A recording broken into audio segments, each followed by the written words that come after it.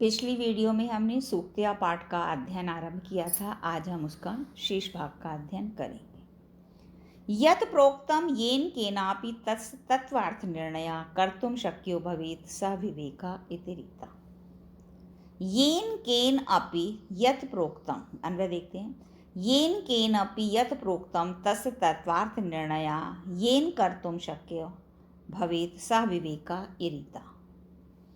येन केन अपि, जिस किसी के द्वारा भी, ये जिस किसी के द्वारा भी, यत प्रोक्तम, जो भी कहा गया है, तस्य तत्वार्थ निर्णय, उसके तत्व का अर्थ मतलब वास्तविक अर्थ का निर्णय, जिसके द्वारा येन कर्तुम शक्य भवेत्, जिसके द्वारा किया जा सकता है कि जिस किसी ने जो कुछ भी कहा है वो क्यों कहा है, तो उसके वास्तविक अर्थ का निर्णय येन कर्तुम शक्य भवेत्, वाक्य का निर्णय जो कर सकता है या जिसके द्वारा वो किया जा सकता है निर्णय, सा विवेका, उसे विवेक इति रीता, ये उसे विवेक कहा गया है कि किसी ने कुछ बोला तो वो क्यों बोला, इसका निर्णय जो कर सकता है उसे ही हम अपनी बुद्धि का विवेक कहेंगे।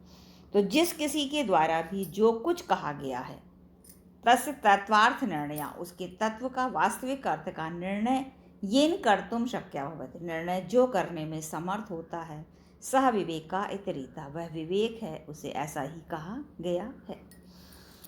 वाक्पटु धैर्यवान मंत्री सभ्याम अप्यकारत अकातरः स केनापि प्रकारेण परः न परिभूयते।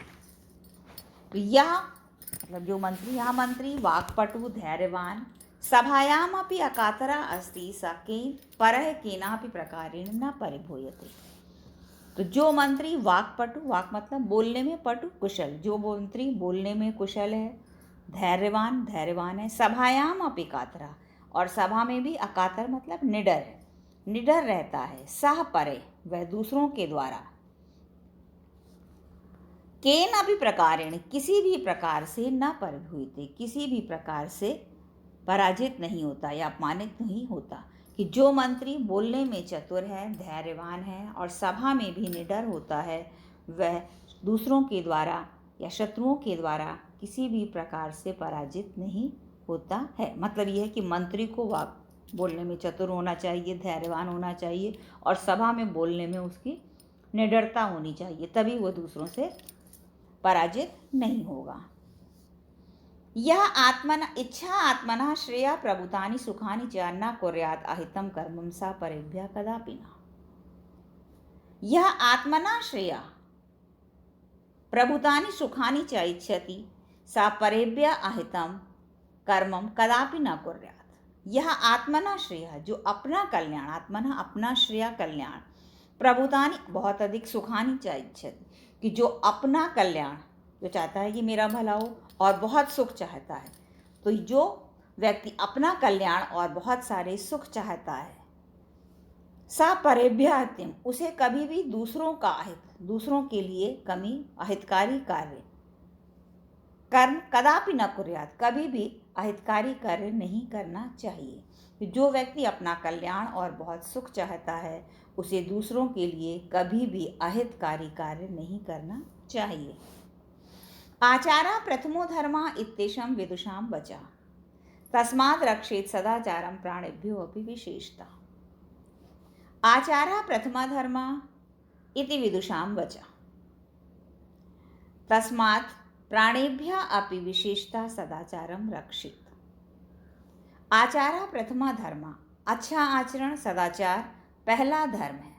आचरण अच्छा व्यवहार, तो आचरण व्यवहार पहला धर्म है। इति विदुषां वचा, ऐसा विद्वानों का वचन है, विद्वानों ने ऐसा कहा है।